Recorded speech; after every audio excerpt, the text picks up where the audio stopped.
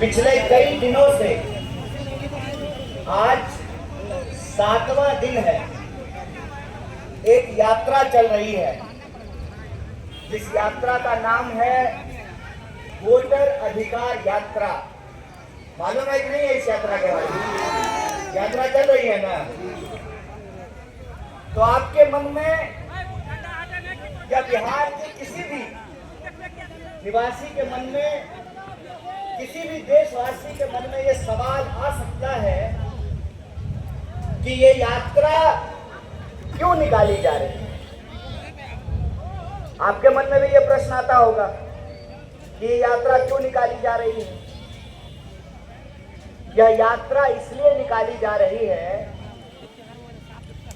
कि आप सब जानते हैं कि लोकतंत्र में,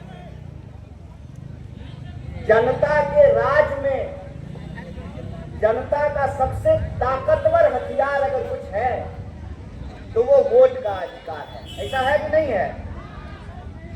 अगर हमारे पास लोकतंत्र में, जमहूरियत में वोट का अधिकार नहीं हो, मतलब हमारे पास कोई अधिकार नहीं बचेगा। अगर वोट का अधिकार है तो हमारे पास नागरिक होने का अधिकार है। अगर वोट का अधिकार है तो रोजी रोजगार का अधिकार है। अगर वोट का अधिकार है तो सुरक्षा का अधिकार है। अगर वोट का अधिकार है तो भागीदारी का अधिकार है। अगर वोट का अधिकार है तो बराबरी का अधिकार है, बोलने का अधिकार है।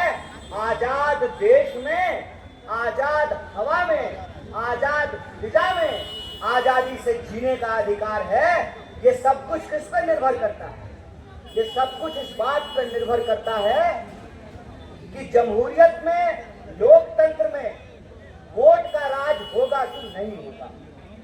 इसीलिए यह जो यात्रा है, यह यात्रा वोटरों के अधिकार को बचाने की यात्रा है।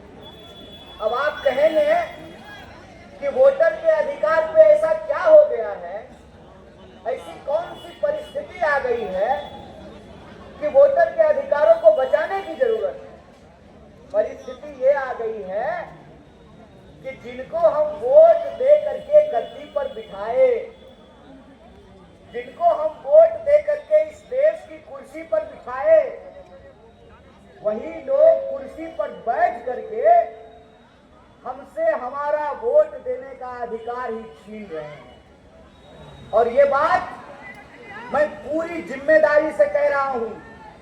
वैसे भी मैं देश का प्रधानमंत्री नहीं हूं और मुझे झूठ बोलने की आदत नहीं है। ये बात मैं पूरी जिम्मेदारी से कह रहा हूं। और देश में विपक्ष की सबसे मजबूत आवाज न्याय योद्धा राहुल गांधी ने सबूत के साथ, सैकड़ों कैमरों के सामने चुनाव आयोग के वोटर लिस्ट को हाथ में लेकर के देश और दुनिया को दिखाया कि कैसे इस देश में लोगों के वोट के अधिकार की चोरी की जा रही है, लोगों का वोट का अधिकार छीना जा रहा है। तो पूरे सबूत के साथ हम आपको कह रहे हैं कि आज जो कुर्सी पर बैठे हैं ये ईमानदारी से नहीं, चोरी से कुर्सी पे जाकर के बैठे हैं। और मैं आपको याद दिलाना चाहता हूं, 2014 में भाजपा की सरकार बनी और भाजपा की सरकार जब बनी तो हमने इस देश में क्या देखा? हमने इस देश में देखा कि किस तरीके से हम जो एमएलए चुना करते थे, उस एमएलए को डरा के, धमका के, खरीद करके उसको होटल होटल घुमाते थे। देखे थे नहीं देखे? एमएलए सबको बस में भर करके कभी इस रिजॉर्ट में रखते थे, कभी उस रिजॉर्ट में रखते थे। और ऑपरेशन लोटस के नाम पर जय शाह के पप्पा जानते हैं ना उसको? हाँ, गोलगप्पा जैसा लगते हैं देखने में। जय साहब के पप्पा